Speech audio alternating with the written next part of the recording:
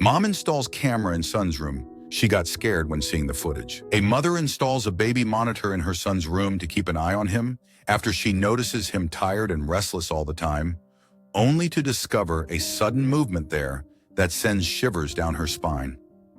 Before the video starts, please subscribe to join our community. Your support helps us grow, and hit the notification bell to stay updated with our latest content. "Don't worry, honey, everything will be fine, Mama's here," Alicia whispered as she cradled her son Edwin in her arms. The boy had awoken in the middle of the night and refused to stop wailing. After a while, Alicia had to move all of her files and laptop from the couch to the front table and sit on the couch with Edwin, singing him a lullaby. That didn't seem to work for the first 10 minutes, but it did eventually, and Alicia breathed a sigh of relief. She gently placed Edwin back in the crib, in his room, kissed his forehead, and closed the door quietly so as not to wake him and return to work. "How will I manage everything like this? I wish you were here, John. I miss you," the woman thought as she proceeded to the kitchen to grab a cup of coffee. Almost a year ago, when doctors told Alicia Silvers and her husband John that they wouldn't have children, they decided to travel around the world shows at the Sydney Opera House, tranquil beaches in Honolulu, tables and buffets in Las Vegas, and majestic fjords in Bergen. They were going to schedule a trip to the Bahamas when Alicia discovered that she was pregnant. She and John were overjoyed and returned to their hometown, Fayetteville, North Carolina, to celebrate the moment with close friends and neighbors. Alicia and John were both orphans, and they were raised in foster care. Alicia was a stay-at-home wife, while John worked as the managing director of a firm that made parts for household electronics. They had all they could have wanted in a happy marriage. They had a wonderful home in a lovely area.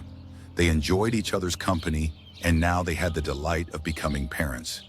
But sadly, this happiness didn't last long, as Alicia's world came crumbling down one fateful evening.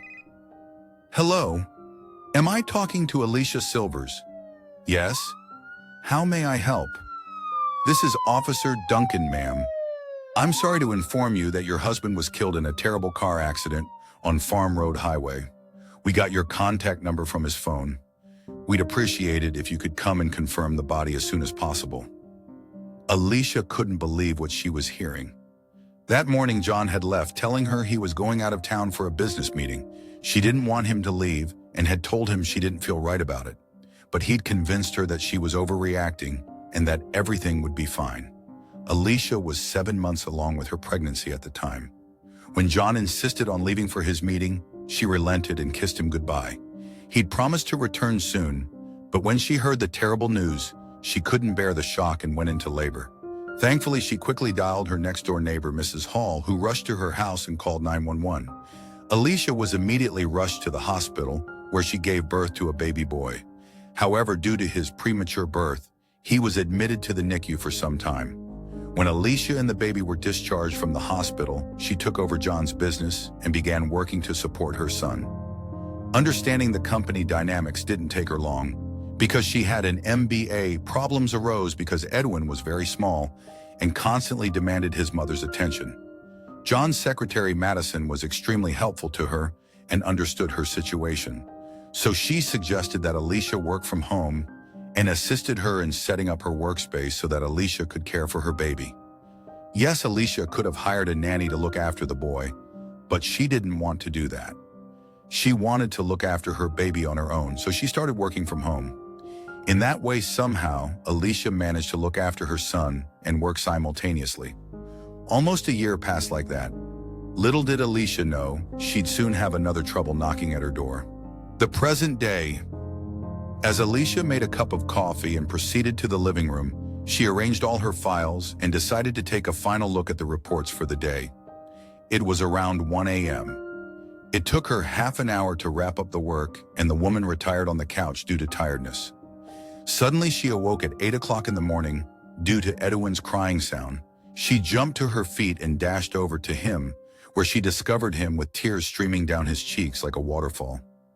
"What happened, honey? Are you hungry?" she asked as she started rocking him. This was the second time in a week that Alicia had noticed Edwin was restless and crying uncontrollably during his sleep. She looked inside his crib to see if there was anything that was poking him, but she couldn't find anything. Finally, she concluded that he might be fine after a while and decided to wait and see if the crying continued. Thankfully, Edwin's abrupt crying stopped after a week or so, much to her relief, but he appeared to be very tired every day.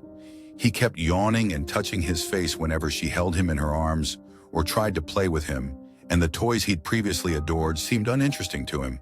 Worried, she contacted a doctor about it, but even that didn't seem really fruitful. "I'm worried because he seems really calm most of the time, doctor, but he also looks tired in the mornings." "Why is that so?"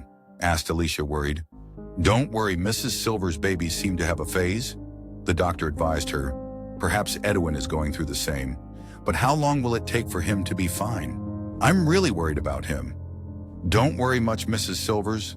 There is no such time frame, but everything will be fine. It varies from one baby to another." Thinking it was one of those phases, Alicia hoped Edwin would be fine soon. But even after a week, there was no relief, and Edwin just looked more tired with each passing day.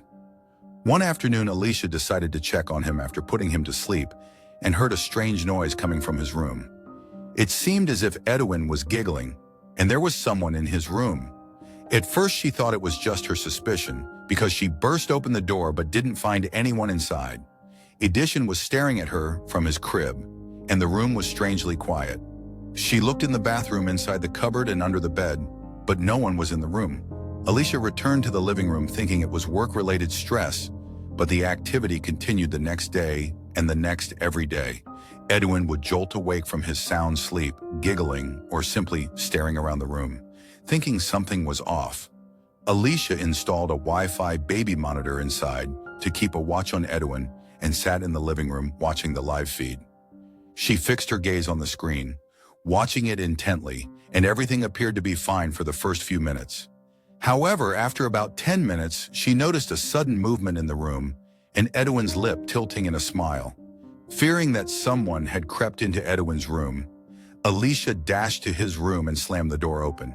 Her hands trembled and she shivered in terror as she realized her baby wasn't alone in the room. However, Alicia heaved a sigh of relief when she saw that the visitor was no one but a cute little dog circling Edwin's crib. He appeared dirty and weak, and he made a low sound that was difficult to hear. When Alicia opened Edwin's door, the little dog hid behind Edwin's crib. Edwin began to giggle, and that's when Alicia understood what had happened. It turns out that Alicia and John had a pet dog named Doblo, and they'd forgotten to close the dog door in the back of the room after he died.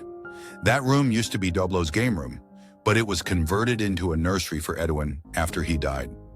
Since a lot had happened after John had left for his heavenly abode and Edwin was born, Alicia completely forgot to close the dog door. And that's how the little dog got into the room playing with Edwin all the time and refusing to let him sleep. Alicia felt terrible for the poor animal after seeing it in that state and decided to adopt it. Casper, as she named him, is now Edwin's best friend. A huge thanks to little Casper. Now Edwin doesn't cry as much, sleeps well, because Alicia makes sure the two don't spend all of their time together and is a much happier baby. What can we learn from this story? Becoming a parent is not an easy task. Alicia managing her work and looking after her baby simultaneously is an excellent example of how parents go above and beyond for their children. Learn to be kind to animals. Alicia adopted the dog after seeing he was in a terrible state.